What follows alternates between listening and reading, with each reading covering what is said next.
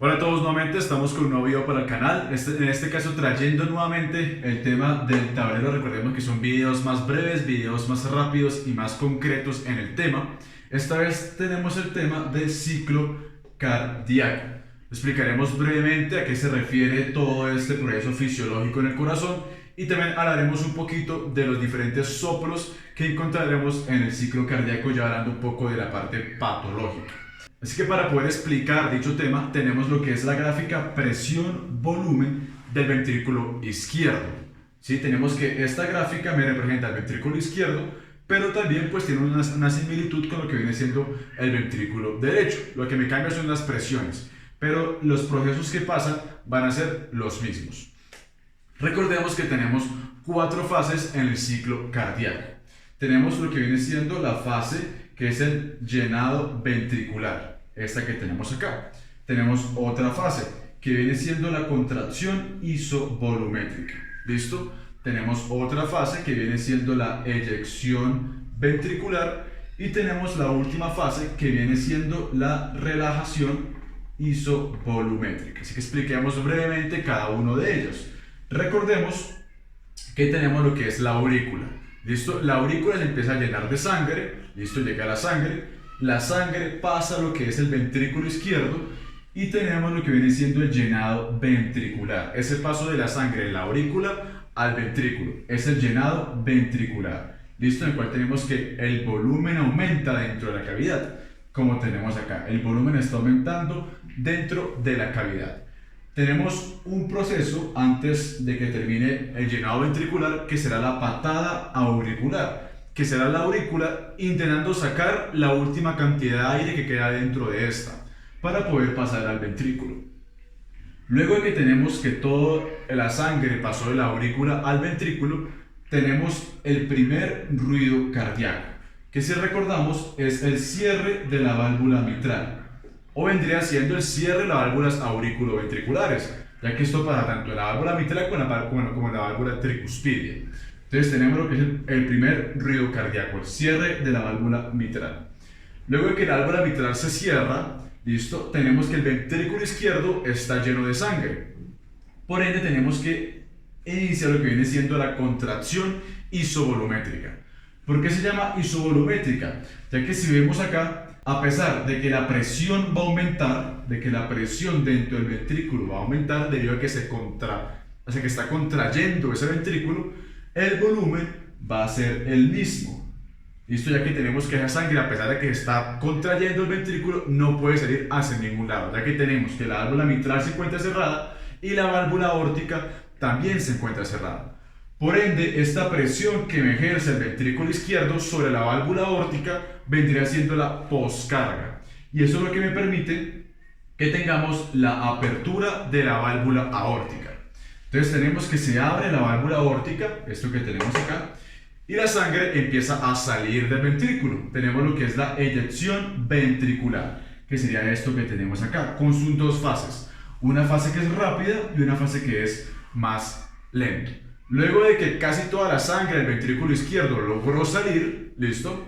Tenemos que la válvula aórtica se va a cerrar. Tenemos lo que es el segundo ruido cardíaco, ¿listo? El cierre de la válvula aórtica para evitar que la sangre se devuelva. Entonces tenemos que el segundo ruido cardíaco me hace parte del cierre de la válvula aórtica, o que también vendría siendo el cierre de la válvula pulmonar. Las válvulas semilunares como tal son las que se van a cerrar y me va a generar lo que viene siendo el segundo ruido cardíaco. Luego de que se cierra dicha válvula, tenemos que el ventrículo que se encontraba contraído tiene que empezar a relajarse. Tenemos lo que es la relajación isovolumétrica. Otra vez tenemos el término isovolumétrico. ¿Por qué? Si nos damos cuenta, la presión empieza a descender, ya que tenemos el ventrículo contraído, tiene mucha presión adentro, se empieza a relajar y la presión empieza a disminuir, por lo que tenemos que disminuye la presión del ventrículo, pero su volumen se mantiene constante. Por eso es que es isovolumétrica. Luego de eso, tenemos que ya empieza nuevamente la aurícula izquierda o la aurícula derecha a llenarse de sangre. Se empieza a llenar la aurícula, por lo cual tenemos que las válvulas aurículo-ventriculares, o pues en este caso la válvula mitral se va a abrir. Tenemos la apertura de la válvula mitral. Y luego de que la aurícula se encuentra llena de sangre, se abre la válvula mitral, tenemos que la sangre va a caer al ventrículo izquierdo. ¿Y qué va a pasar? Tenemos nuevamente el llenado ventricular. Y este sería el ciclo cardíaco que se va a repetir una y otra vez. Por lo cual, si recordamos, el ciclo cardíaco estará dividido en dos fases, que lo podemos dividir así. El cual sería la sístole y tendremos la diástole.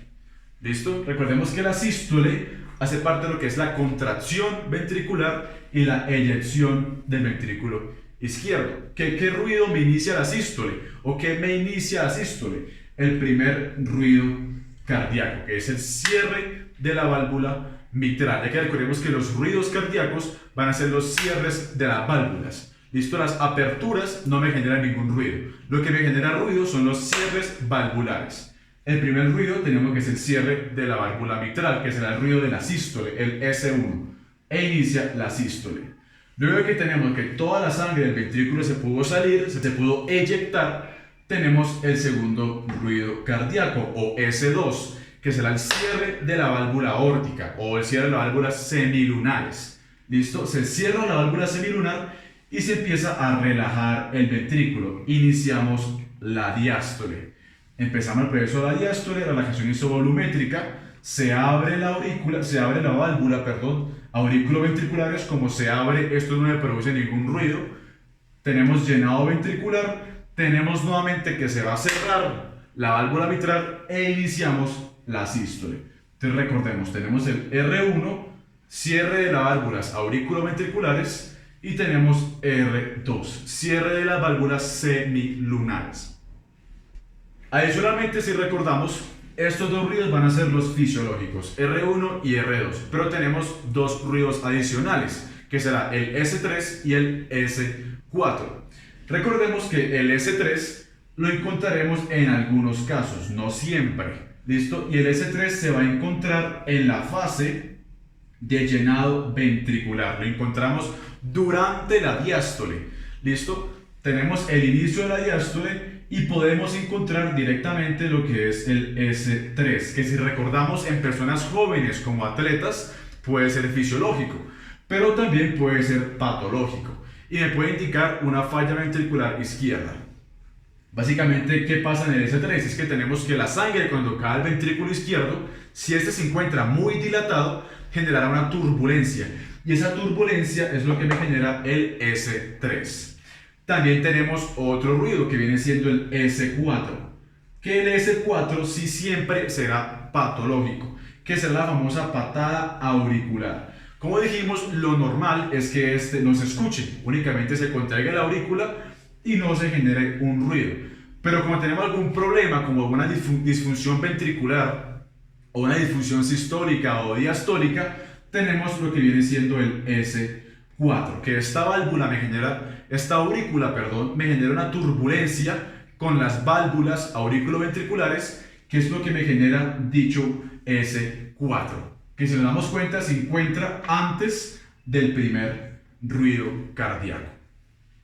Por lo cual, si queremos graficar cómo sean los ruidos cardíacos, tenemos que sería algo que así. Tenemos el primer ruido cardíaco, o S1, ¿listo?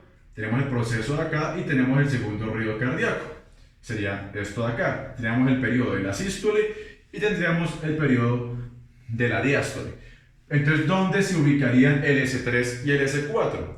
El S3 lo ubicaríamos más que todo acá y el S4 lo ubicaríamos justo acá, que sería antes de iniciar la sístole. Hablemos brevemente de los soplos cardíacos. Recordemos que los soplos cardíacos pueden ser soplos sistólicos o pueden ser soplo diastólico y me van a indicar un problema valvular, ya sea que tengamos una estenosis valvular o una insuficiencia valvular. ¿De qué me depende esto? Que tengamos una y no otra. Depende de la fase del ciclo cardíaco en la cual nos encontremos. Así que vamos a ver ello. Empecemos hablando de las válvulas aurículo-ventriculares. ¿Listo? Recordemos que son la válvula mitral y la válvula tricuspidea. Si auscultamos un soplo en la válvula mitral, por ejemplo, en sístole, entonces, ¿qué tenemos? Es una estenosis mitral, es una insuficiencia mitral. ¿Qué será esto? Recurrimos a la gráfica del ciclo cardíaco. ¿Cómo se encuentra la válvula mitral en la sístole? Se encontrará cerrada, ya que recordemos que el primer ruido cardíaco es el cierre de la válvula mitral. Por ende, si lo normal es que la válvula mitral se encuentre cerrada en sístole, si tenemos un soplo sistólico en el foco mitral, estaríamos hablando de que la válvula no se puede cerrar correctamente. Así que tendríamos una insuficiencia mitral. Recordemos que la insuficiencia es la imposibilidad de que la válvula se cierre correctamente, está insuficiente. ¿Listo?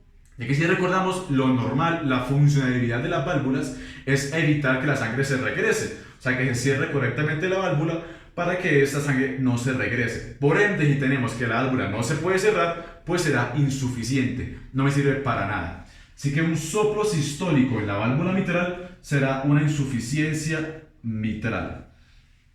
Y ahora, ¿qué pasa si hablamos de las válvulas semilunares? Semilunares, como viene siendo la válvula aórtica o la válvula pulmonar, hablando de soplos sistólicos. Entonces, si escuchamos un soplo sistólico en el foco aórtico o en el foco pulmonar, pues tenemos que mirar cómo se encuentran las válvulas semilunares en sístole. Recordemos que la válvula semilunar, tanto aórtica como pulmonar, se encuentran abiertas en sístole.